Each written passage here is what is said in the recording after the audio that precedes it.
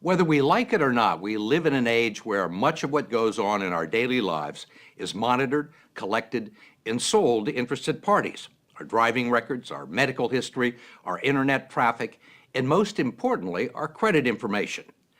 A mistake on your credit report can cost you money. It can increase the interest you pay on your loans, prevent you from getting a mortgage or buying a car, landing a job, or getting a security clearance. It's not uncommon. A new government study to be released tomorrow indicates as many as 40 million Americans have a mistake on their credit report. 20 million have significant mistakes. The story will continue in a moment.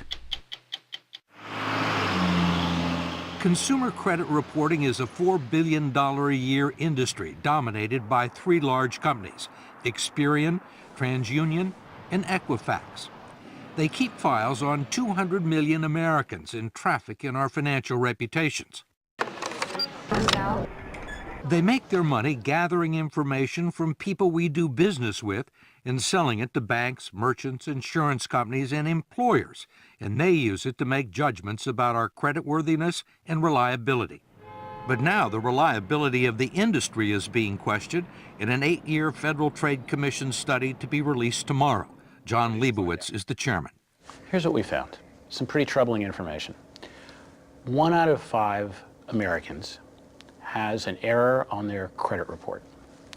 And 1 out of 10 has an error on their credit report that might lower their credit score. Or Judy Thomas, a trauma nurse with a horror story worthy of Hitchcock or Kafka.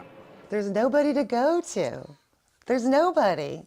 You just keep making phone calls and you just keep writing disputes and you keep sending them your social security number and they don't care. Thomas, who manages 2 medical centers near Cleveland, says it all began in 1999 when she went shopping for a new dress and applied for a store credit card to get a 15% discount. She was denied. Was that the first time you'd ever been denied credit? Yes, very first time. Ever? Ever. Ever.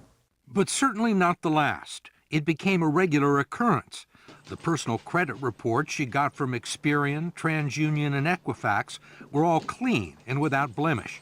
Yet she kept getting rejected and couldn't find out why. I would get a consumer report and it would look fine. I would go to the bank and they would tell me, oh no, you have all this debt. But no one would tell me what was on there. They wouldn't tell you what the debt No. was? And they wouldn't give you a copy of the report No. that they had? Nope.